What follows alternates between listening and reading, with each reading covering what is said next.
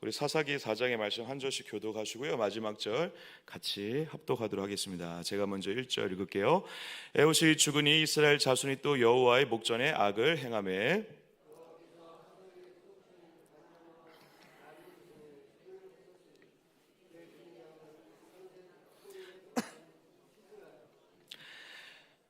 야빈 왕은 철병거 900대가 있어 20년 동안 이스라엘 자손을 심히 학대하였으므로 이스라엘 자손이 여호와께 부르짖었더라.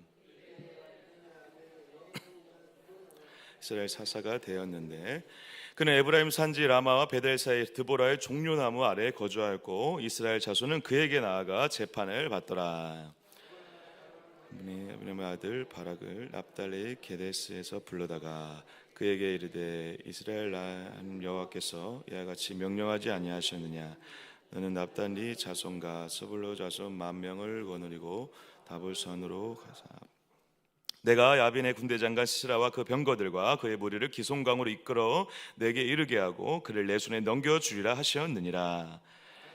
이르되 만일 당신이 나와 함께 가면 내가 가려니와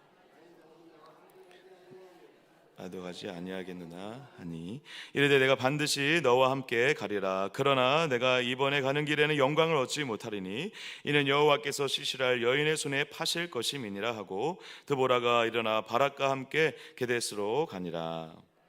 스불론과 납달리를 게데스로 부르니 10,000명이 그를 따라 올라가니라. 모세의 장인 호밥의 자손 중 겐 사람 헤벨이 자기 족속을 떠나 게데스에 가까운 사하나님 상수리 나무 곁에 이르러 장막을 쳤더라.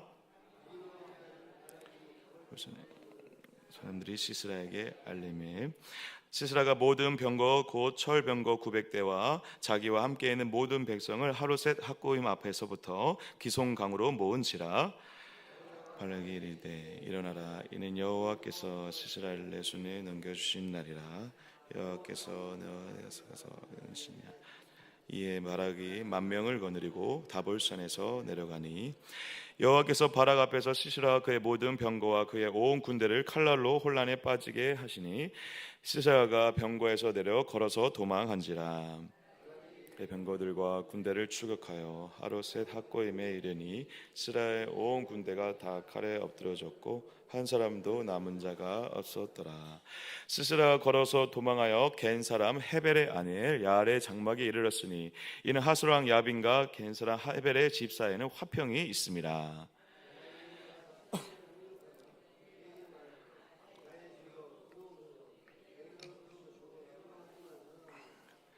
그 장막에 들어가니 야엘이 이불로 그를 덮으니라. 시스라가 그에게 말하되 청하노니 내게 물을 조금 마시게 하라. 내가 목이 마름에 하매 우유 부대를 열어 그에게 마시게 하고 그를 덮으니 내 장막문에 섰다가 만일 사람이 와서 내게 묻기를 여기 어떤 사람이 있느냐 하거든 따라하고 그가 깊이 잠드니 헤벨의 아내 야엘이 장막 말뚝을 가지고 손에 방망이를 들고 그에게로 가만히 가서 말뚝을 그의 관자놀이에 박음에 말뚝이 깨뚫고 땅에 박히니 그가 기절하여 죽으니라. 그때 야엘이 나가서 그를 맞아 그에게 이르되 오라 내가 찾는 그 사람을 보이리라 하매 바락이 그들에게 들어가 보니 시라가 엎드려 죽었고 말뚝이 그의 관자놀이에 박혔더라. 이와 같이 이날에 하나님이 가나안의 왕 야빈을 이스라엘 자손 앞에 굴복하게 하신지라. 같이요. 이스라엘 자손의 손이 가나안 왕 야빈을 점점 놀려서 마침내 가나안 왕 야빈을 진멸하였더라. 아멘. 아멘. 할렐루야. 우리 새벽에 또 주의 전으로 달려나오신 여러분들을 주의 이름으로 축복하고 사랑합니다. 오늘 복된 날 되셔서 여러분들의 인생길 가운데 우리의 인생을 신실하게 인도하신 주님의 손길이 가득한 귀하고 아름다운 날 되시기를 주님의 이름으로 간절히 축복합니다. 오늘 사사기 4장의 말씀 함께 나눌 텐데요. 여러분 사사기를 보시면서 좀 어떤 생각이 드세요? 처음에 화두에 이제 이렇게 아마 설명을 계속 듣고 있으실 텐데 계속 반복적인 패턴이 이루어지고 있죠. 평화로운 시대가 있다가 평화로운 시대가 되면 이스라엘 백성들이 좀 나태해지고 해해지고 그리고 이방신들을 섬기면서 하나님을 떠나는데 그렇게 죄악을 짓게 되었을 때 하나님께서 누굴 보내시죠? 이방 민족들을 보내셔서 이스라엘 민족들을 책망하듯이 그렇게 핍박당하는 그런 시간들을 보내게 됩니다. 핍박당하는 그 시간 가운데 이스라엘 백성이 너무 힘들고 고통스러우니까 하나님께 부르짖죠. 부르짖으니까 다시 하나님께서 그 부르짖음을 들으시고 하나님께서 이스라엘에게 사사를 통해서 이스라엘의 구원자라고 다름없는 사산자를 보내서 이스라엘을 구원하게 되는 그런 여정들을 지금 반복적으로 보여주고 있습니다. 저는 사사기를 읽으면서 한편 그런 생각을 해본 적이 있어요. 왜 이렇게 반복적으로 계속 이 일을 보여주실까? 그리고 참 이스라엘도 참 바보스럽다. 이렇게 지금 이러한 일이 계속 반복되고 있는데도 또 내일 되면 또 어떻게 될까요, 여러분? 또 구원받은 다음에 또 다시 주님을 떠나죠. 평화로운 시대가 다시 다가오면 또 죄를 짓고 다시 주님을 떠나요. 그럼 또 이제 부르짖죠. 이방 민족을 통해서 핍박을 받다가 또 부르짖게 되죠. 이런 계속 반복적인 행태들과 모습들이 보이고 있는데, 이러한 모습들이 계속 보여지는 것을 통해서 우리가 다시 한번 생각해 봐야 될 게 있다라고 저는 생각되어집니다. 여러분, 사사기 1장부터 이제 마지막 장까지 이런 패턴들이 계속 반복되면서 때론 하나님께서 사사들을 보내시고 사사들의 각기 다른 모습들을 보여주시거든요. 그와 동시에 계속 하나님께서 반복적으로 우리에게 도전하는 것이 있어요. 그 과정을 통해서 여러분, 하나님이 어떤 분이신가를 잊지 말아야 된다는 것입니다. 지금 사사기를 통해서 여러분, 사사를 보내시지만 사사는 누가 보내시는 것이죠, 여러분? 하나님이 보내신 것이죠. 그리고 누가 지금 죄를 반복하고 있죠? 우리가 지금 반복하고 있죠. 죄를 반복하고 있고 똑같은 실수를 반복하고 있는 우리에게 하나님께서 사사들을 통해서 구원해가는 이 여정을 통해 우리의 인생의 과정들 가운데 이 일이 계속 반복되고 있는데, 그럼에도 불구하고 하나님께서 하시는 초지일관적인 일이 있다는 것입니다. 그것은 무엇입니까? 구원하고자 하시는 하나님이라는 것입니다. 사랑하는 여러분, 저와 여러분의 인생에 있어서 가장 중요한 사건, 가장 중요한 일이 무엇이죠? 돈 많이 벌어가지고 이 땅에서 편안하게 잘 사는 것입니까, 여러분? 안락하게 살고 아들, 딸들 말 잘 듣고 장성해가지고 잘 사는 것입니까? 물론 그 모든 축복들은요, 하나님을 믿는 가정 가운데 좀 따라올 수도 있고, 좀 늦어질 수도 있고, 좀 지체될 수도 있고, 좀 내가 기대했던 것보다 안 될 수도 있어요, 여러분. 근데 여러분, 그 모든 것이 되더라도요, 우리가 구원받지 못한다면 아무 의미가 없다라는 것입니다. 근데 사랑하는 여러분, 지금 사사기를 통해 사사들을 보내시는 것인데, 우리가 하나님의 구원의 역사, 구원의 일하심이 여전히 함께 하고 있다는 것을 기억하라라는 것입니다. 할렐루야. 우리는 여전히 연약해요. 또 반복하고 또 실수하고 또 죄악의 길로 걸어갈 수 있어요. 그런데 지겹도록 실수하고 반복하는 우리의 죄악의 앞에 하나님은 더 지겹도록 우리를 찾아오셔서 우리를 기억고 구원하시고자 한다는 것입니다. 하나님의 포기하지 않으시는 이 구원의 사랑이 저와 여러분들에게 여전히 있다라는 것입니다. 여러분, 사사기를 읽으면서 답답해요. 어떻게 이렇게 할까? 근데 그 어떻게 이렇게 할까라고 하는 그러한 한숨으로 한심한 모습으로 바라보고 있는 모습이 바로 우리의 모습과 같은 것이죠. 그러한 반복되는 어둡고 그리고 죄악으로 가득하고 뭔가 답답한 현실이 계속되는 것 같은데, 그 답답한 현실이 전부가 아니라, 그럼에도 불구하고 그러한 죄악과 더러움을 반복함에도 불구하고 반복적으로 찾아오셔서 끝내 구원하시는 하나님, 그 하나님이 오늘 우리의 인생 가운데도 여전히 함께하고 계시다라는 것입니다. 사랑하는 동갑교회 성도 여러분, 우리의 마음과 심령 가운데 어떠한 것이 중요한 것이 아니라, 오늘 그래서 우리의 죄악이 다시 또 시작될 수 있어요. 그 누군가의 죄악이 다시 시작될 수 있는 그런 한심한 상황 가운데 있다 하더라도, 사랑하는 저와 여러분들에게 하나님의 구원의 손길은 다시 찾아올 것이다 라는 것을 기억하시는 복된 날 되시기를 주의 이름으로 간절히 축복합니다. 누군가에게 다시 하나님의 구원의 손길을 뻗쳐주실 거예요. 나에게도 마찬가지고 그 누군가에도 그 구원의 하나님의 그 손길이 뻗쳐진다는 것을 믿음의 눈으로 바라볼 때, 우리가 다시 나와 다른 사람을, 우리 모두를 다른 방식으로 바라볼 수 있는 길이, 눈이 열리게 되는 은혜가 있게 될 줄 믿습니다. 사사기는 여러분 그래서 보시면서요, 답답하고 이해 안 되고 한숨 짓고 그러할 성경이 아니라, 그럼에도 불구하고 오늘 여전히 구원의 손길로 찾아오시는, 오늘 동일하게 우리에게 구원의 손길을 뻗치시는 그 하나님을 우리에게 보여주고 계시다라는 것을 기억하시고, 그 하나님께 우리의 마음을 온전히 내어드려 오늘 4장에서 벌어지는 놀라운 구원의 역사를 여러분들의 삶 가운데 실제로 경험하시는 은혜가 있으시기를 주의 이름으로 간절히 축복합니다. 오늘 4장은요 조금 특이한 내용들이 좀 있습니다. 그러니까 사사가 등장하는 건 마찬가지인데, 이 사사가 등장하는 이 배경과 이 사사, 이 선지자 드보라라고 하는 인물 자체가 굉장히 특이한 몇 가지 상황들이 발생을 합니다. 왜 그럴까? 제가 종합적으로 이 내용들을 보면서 4장은 약간 이러한 방식의 구원의 역사, 구원의 일하심을 보여준다고 제가 생각이 되어지는데, 사람들은 굉장히 특이한 사람들이 등장을 해요. 그런데 그리고 그 특이한 사람들을 통해서 우리가 생각할 때는 어떻게 이런 사람들을 하나님이 사용하시지? 라고 생각할 수 있는데, 그런 사람들을 통해 하나님의 방법으로 구원하신다는 것을 보여주고 있다는 것입니다. 흥미롭죠. 그래서 1절 제가 한번 잠깐 읽어볼게요. 에훗이 죽으니 이스라엘 자손이 또 여호와의 목전에 악을 행하매. 누가 죽었다고요, 여러분? 에훗이 죽으니, 에훗이 죽음으로 인해서 다시 여호와의 앞에 악을 행하는 이스라엘의 이 만행이 다시 반복되고 있다는 것을 강조하고 있다는 것입니다. 여러분, 어제 그제 말씀 보면 살펴보셨겠지만 에훗은 오른손잡이인가요, 왼손잡이인가요? 왼손잡이죠.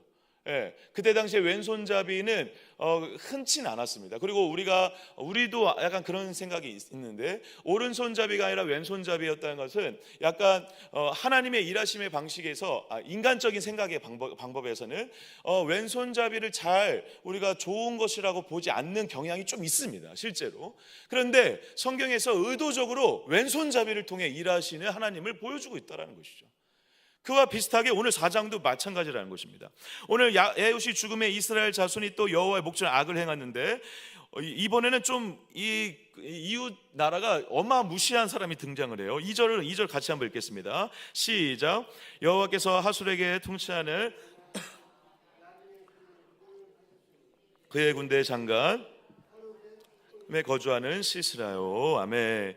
가나안 야빈의 손에 그들을 파셨는데, 그의 군대 장관이 바로 누구예요? 시스라예요. 근데 야빈과 시스라에게 있는 무기가 중요합니다. 3절 제가 한번 읽어볼게요. 야빈 왕은 철병거 900대가 있어 20년 동안 이스라엘 자손 심히 학대하였으므로 이스라엘 자손이 여호와께 부르짖었더라. 뭐가 있대요, 여러분?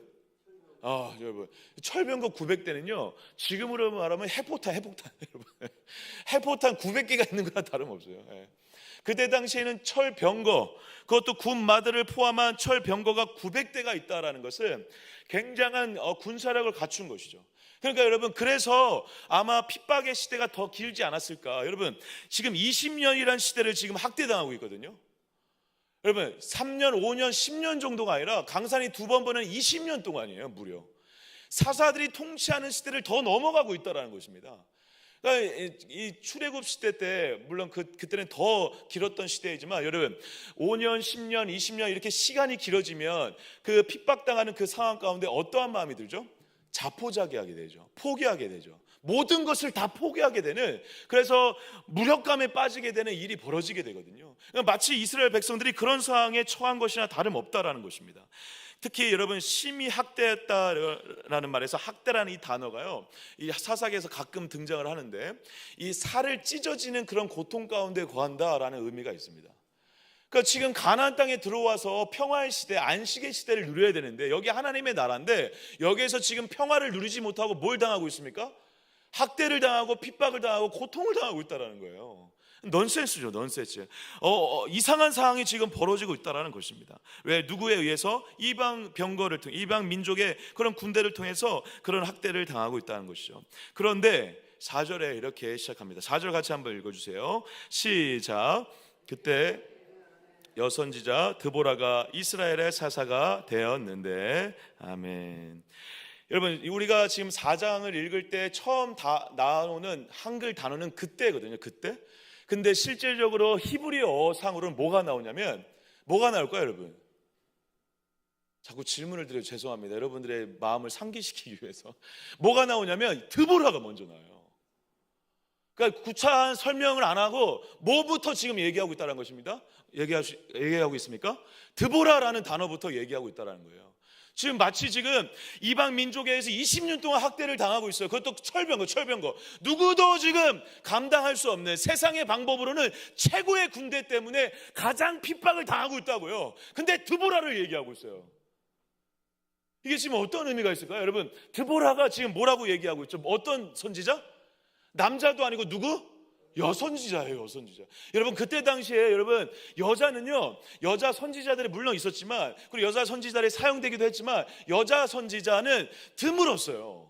그리고 여자 선지자는 잘 사용이 안 됐어요. 여자 선지자는 무시당하던 시대예요. 여자도 무시당하던 시대예요. 근데 철병거 900대와 여자 선지자가 비교되고 있다니까요. 지금 이 상황이 지금 느껴지세요? 여러분, 그리고 두보라라고 하는 이름의 뜻이요, 여러분, 그 여러 가지 학자들에 의하면, 물론 원어적으로 쫓아 올라가서 여러 가지 분석에 의해서 그렇지만, 여러분이 한 번에 알 수 있는 단어는 아니지만, 꿀벌이라는 의미가 있습니다. 꿀벌. 여러분, 꿀벌이 힘이 있습니까? 윙 날아가지고 지금 철병거 900대랑 싸우는 거, 이게 감당이 되는 싸움입니까, 여러분? 아니에요. 예. 비유적으로 꿀벌에 해당하는, 그래서 여선지자, 그때 당시에도 무시당하고 아무도 알아주지 않는 그 여선지자를 하나님이 전면에 내세우고 있다는 것입니다. 하나님의 방법이죠. 예. 철병거를 싸우기 위해서 막강한 군사력을 가진 어떤 남자 선지자나 남자 군대 대장을 일으켜가지고 싸우겠다라는 것이 아니라, 누굴 통해서 일하시겠다? 예, 가장 작고 연약하고 남들이 알아주지 않고 누가 봐도 상대가 안 되는 그 사람을 통해 하나님의 구원의 역사를 이루시겠다라는 것입니다. 예. 그러면서 이렇게 얘기를 하고 있습니다. 5절 한번 같이 한번 읽어주시죠. 시작. 그는 에브라임 산지 라마와 베달 사이 드보라의 종려나무 아래에 거주하였고 이스라엘 자손은 그에게 나아가 재판을 받았더라. 아멘. 근데 이 드보라를 설명하는 가장 중요한 단어가 하나가 나오는데, 종려나무 아래에서 재판을 했다라는 것입니다. 여러분, 종려나무 아래에서 재판을 했다라는 이 단어가 왜 중요하냐면, 여러분, 종려나무는요, 물론 그 종려나무의 그 열매, 열매가 굉장히 달콤하고, 그래서 그 가나안 땅을 얘기할 때 적과 꿀이 흐르는 땅이라고 얘기할 때, 그 꿀을 달고 그 꿀에 그런 상징적인 의미가 담겨져 있는 나무가 바로 종려나무거든요. 근데 종려나무 아래서 지금 심판을 했다라고 하고 있어요. 재판을 했다라고 있어요. 근데 여러분, 재판이라는 이 샤파르란 단어는요, 물론 재판하다, 그리고 판결하다 의미가 있지만, 그 판결을 할 때 드보라 여선지자가 자기가 그냥 자기 마음대로 판결하고 판단할까요? 아니면 이 판결을 하나님의 음성을 듣고 했을까요? 당연히 하나님의 음성을 듣고 해요. 이해가 되시나요? 그러니까 지금 드보라는 여선지자인데, 연약한 자이지만 그 선지자의 가장 중요한 특징 중에 하나가 뭐냐면, 하나님의 음성을 듣고 하나님의 백성들을 하나님의 음성으로 재판해주고 다스리고 통치하고 이끌어가는 리더였다라는 것입니다. 이게 중요해요, 여러분. 사랑하는 여러분, 지금 말씀이 없는 시대, 그리고 수많은 철병거를 통해서 공격을 당하고 핍박을 당하는 시대, 하나님의 일하심의 가장 핵심적인 방법은 뭐냐면, 누구도 이해할 수 없고 누구도 힘이 없다라고 생각하는 그 여인, 근데 그 여인을 통해 하나님의 말씀을 주셔서 말씀을 통해 일을 하시겠다라는 것을 보여주고 있다는 것입니다.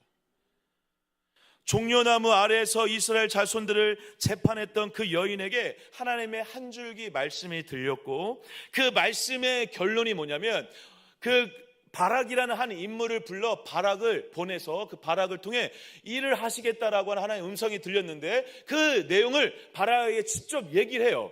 그 얘기가 바로 이제 6절부터 7절 8절에 나오는 것입니다. 다 읽진 않겠습니다. 그래서 바락에게 실제로 너가 지금 가야 될 곳을 알려주면서, 그 가야 될 곳에서 어떠한 일들이 벌어질 것을, 그리고 그 일이, 그 전쟁이 이미 하나님께서 손에 넘겨주셨다라는 표현을 쓰면서 승리했다라는 것을 강조하면서 바락에게 얘기하고 있습니다. 근데 여러분 잘 보세요. 여기서 이 바락의 반응이 어떻죠? 우리 드보라 여선지자께서 얘기하시는데, 하나님께서 얘기하셨다는데 제가 한번 나가서 열심히 싸워보겠습니다, 이렇게 해도 모자를 파네.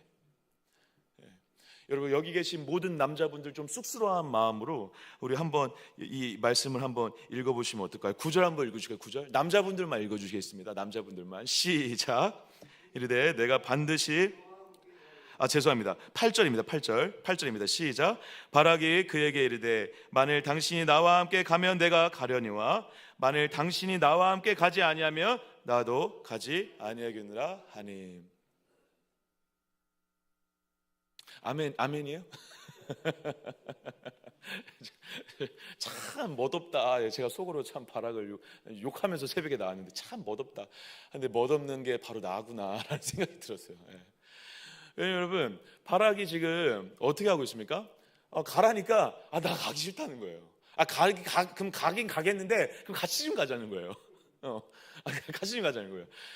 알겠다. 가긴 갈 테니까 같이 좀 가자. 나 혼자 가긴 좀 그렇다. 무섭다. 무서운 걸 수도 있을 거고 두려운 걸 수도 있을 거고 걱정이 되는 걸 수도 있고 하나님의 말씀을 들었지만 그거에 대한 순종하지 않고 싶은 마음 여러 가지가 있겠죠. 근데 어쨌든 흔쾌히 가겠다가는 안 했어요. 그런데 여러분 가긴 갔습니까? 안 갔습니까? 갔어요. 그리고 그 자를 통해서 실제로 일이 벌어져요. 그죠? 그런데 드보라가 그 바락이 했던 말을 듣고 굉장히 의미심장한 말을 하는데 9절입니다. 제가 읽을게요. 내가 반드시 너와 함께 가리라. 그러나 내가 이번에 가는 길에는 영광을 얻지 못하리라. 뭘 얻지 못한다고 여러분? 영광을 얻지 못한대요.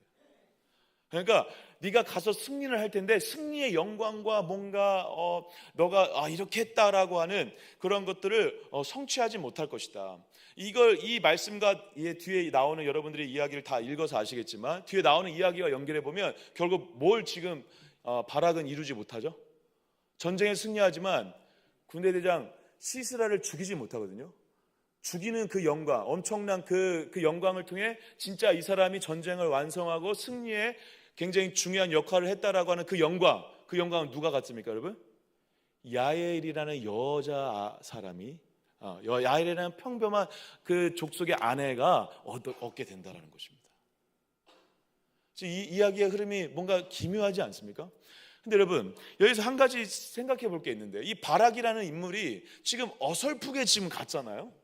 근데 어설프게 갔는데 놀랍게 이 바락을 보면서 히브리서 저자가 신약시대 히브리서 저자가 이렇게 표현을 하고 있습니다. 여러분 성경을 제가 찾은 말씀을 한번 읽어드릴게요.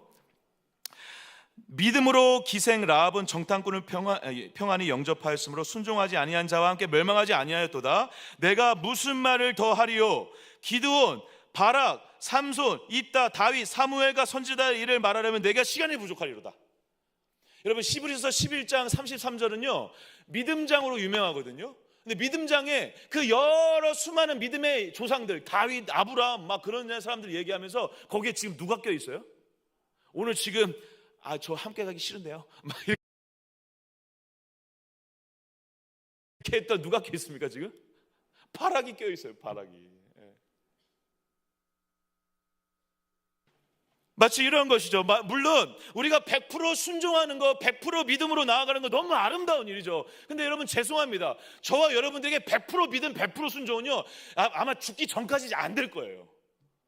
죄송합니다. 이렇게 비약적으로 얘기하는 이유가 있습니다.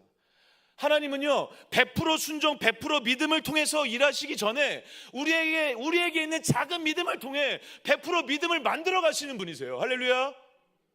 그러니까 우리가 100% 믿음을 드리고 100% 순종을 드리겠다. 여러분 오늘 당장 한번 해보십시오. 안 됩니다. 그런데 여러분 세상을 살아가면서 그래서 여러 가지 힘들고 어려운 상황 가운데에도 그래서 하나님을 믿는다라고 몸부림치면서도 잘 안 되는 그때 그래도 하나님 때문에 해보려고 하는 억지로라도 하려고 하는 그래서 마지못해 하려고 하는 혹은 하나님 앞에서 부끄럽게 하려고 하는 그 마음을 하나님은 믿음이 있다 봐주신다라는 것입니다. 그리고 그 믿음을 통해 일하시는 분이 하나님이신 것이죠. 그럴 때 우리의 믿음이 100% 믿음이 되어져 가는 것입니다.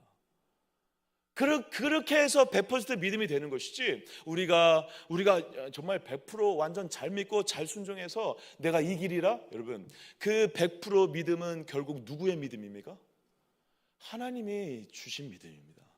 그걸 잊게 되는 그 순간이 언제 찾아오죠? 내 믿음이라고 생각할 때 찾아오는 것입니다. 사랑하는 여러분, 우리가 안 될 때, 그리고 그래서 우리 생각이 볼 때는 너무도 부끄러운 믿음이라고 할 때, 생각이 들 때 잊지 마시기 바랍니다. 그 믿음을 통해 하나님은 그 믿음을 믿음 있다 하시고 믿음의 길과 믿음의 역사를 이루시는 하나님이다라는 것입니다. 그래서 여러분, 저도 약간 그럴 때가 있거든요. 막 하면서도 막 마음이 좀 힘들 때가 있고, 이 순종하면서도 막 흔쾌히 순종이 안 될 때가 가끔 있어요. 예. 가죠. 막상 가면 불편해요. 불편할 때가 있어요. 그런데 하고 나면 이상하게 마음이 평안해지거나, 그리고 하고 나서 벌어지는 일들을 통해 이 길이 그래도 맞구나라는 걸 깨달죠. 그때 다시 마음을 어떻게 정리하죠? 내 믿음이 연약했지만 내 믿음을 다시 한번 더 하나님께로 온전히 의지해 봐야 되겠다라고 다시 생각하고 다시 성숙하게 되는 것이죠. 여러분, 그 과정을 평생 걸어가시는 거예요. 여기 계신 우리 사랑하는 믿음의 선배님들 아마 그 과정을 걸어왔기 때문에 이렇게 이런 귀한 믿음이 있으신 거죠. 20년, 30년 전에 이 믿음이었을까요? 저는 그렇게 생각하지 않아요. 그 많은 수많은 세월들 자충우돌하고 실수하고 낙심하는 시간들도 있었지만 그 시간에, 그 낙심하는 그 순간에 그래도 하나님 앞에 순종하려고 하는, 하나님 앞에 믿으려고 하는 그 작은 믿음이 저와 여러분들을 인도해 가시는 하나님의 일하심을 만나게 되는 역사를 경험하게 된다는 것입니다. 사랑하는 여러분, 그렇게 바락이 주저하면서 이렇게 갔습니다. 믿음에 순종하는 어설픈 순종을 했지만 그래도 갔어요. 가서 전쟁을 했는데 아니나 다를 걸 어떻게 했습니까? 이겨버렸어요. 여러분, 근데 이겨버린 이 장면을 보면서 그냥 이겼다라고 그냥 끝나면 이게 하나님의 감동이 전혀 없어요. 근데 어디 부분을 잘 보셔야 되냐면 13절입니다. 13절 같이 한번 읽어주실까요? 읽겠습니다. 시작. 시스라가 모든 병거 곧 철병거 900대와 자기와 함께하는 모든 백성을 하로색 학고임에서부터 기송강으로 모은지라. 아멘. 여러분, 지금 처음에 바락에게 가라고 할 때에도 바락에게 납달리 자손하고 수불렌 자손을 데리고 다볼산으로 가라고 하거든요. 다볼산 밑에 기송강이 흐르는 거예요. 근데 이 지형을 잘 생각하셔야 돼요. 이거 하나님이 심심하니까 기송강으로 가라가 아니에요. 지금 상대는 무슨 군대를 가지고 있죠? 철병거를 가지고 있어. 막 말 데리고 가면서 철로 된 수많은 무기들을 가지고 막 가는데, 이 철병거 무기를 가진 군대가 900대가 오는데 다볼산으로 모여서 다볼산 밑에 기송강에서 싸우게 해요. 근데 여러분, 기송강은 어떤 강이냐면요, 다볼산 밑에 있는 기송강은 평소에는 메말라 있어요. 평소에는 메말라 있으니까 사람들이 다닐 수 있을까 없을까요? 다닐 수 있어요. 평범하게 그냥 평범한 땅으로 다 알고 다닐 수 있는데, 거기에 약간의 비가 오거나 물이 흐르면 어떻게 될까요? 땅이 질퍽질퍽거려요. 땅이 질퍽질퍽거리면 병사들이 싸우기 편할까요, 좋을까요? 어려워요. 철병거가 무기력하게 돼버려요.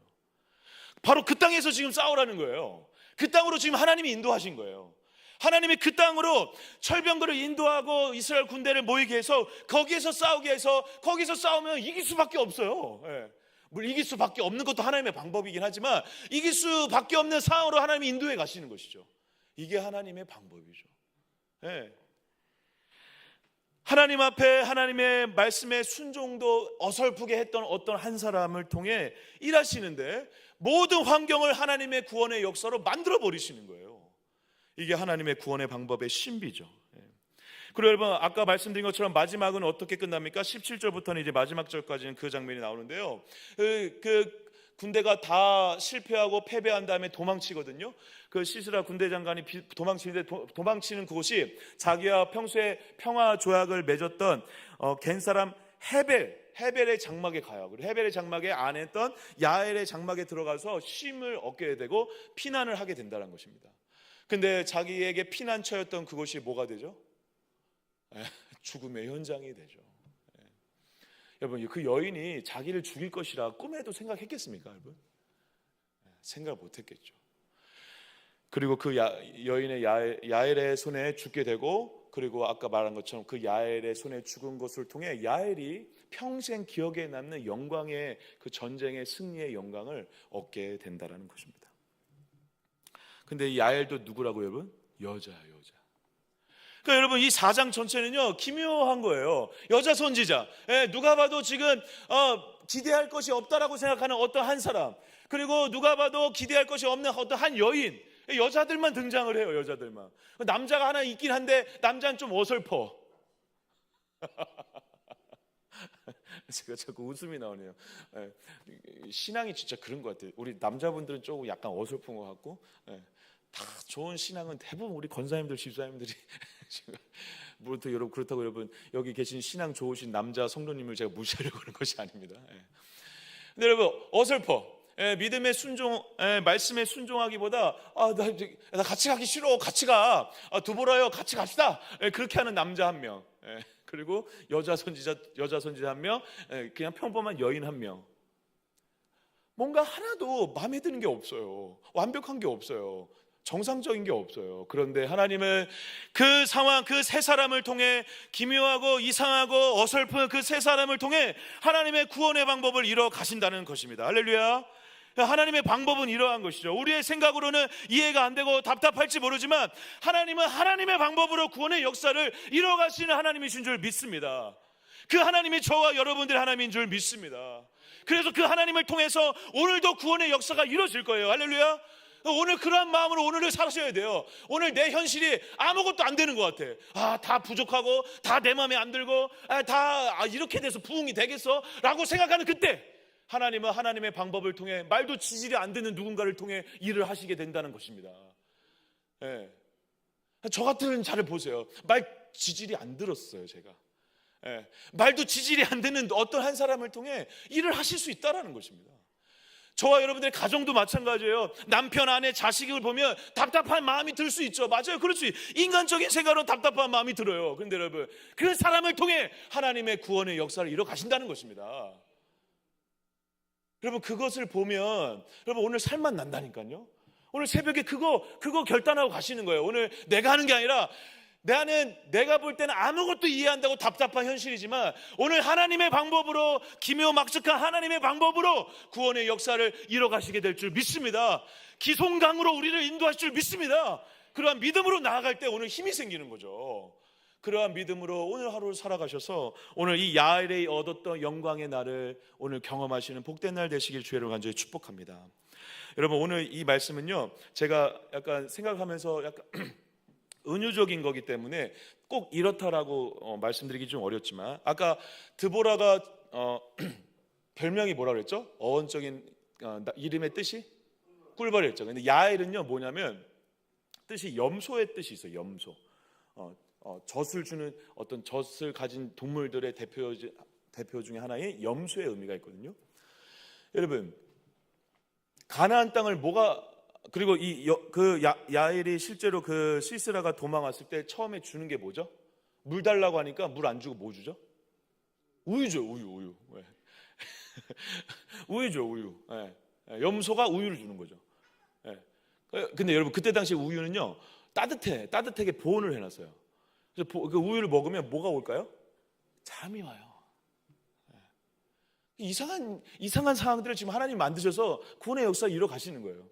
근데 아까 말씀드린 것처럼 야엘이 뭐다? 염소다. 드보라는 꿀벌이다. 젖.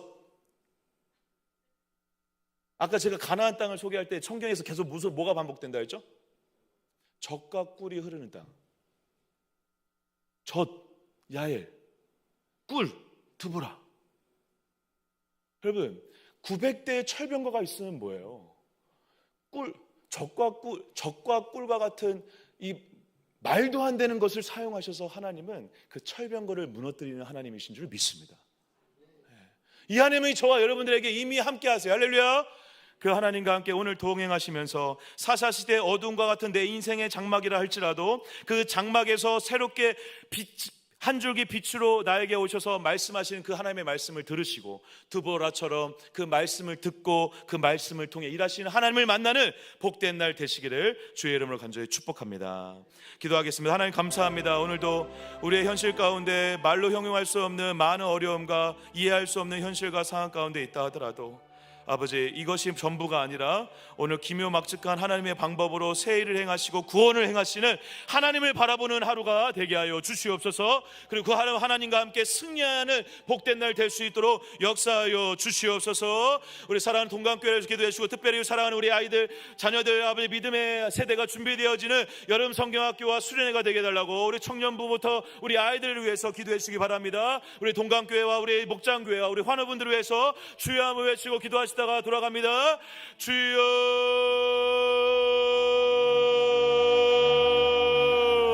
하나님 감사합니다. 오늘도 이 새벽에 주의 말씀을 통해서 우리의 심령을 깨우게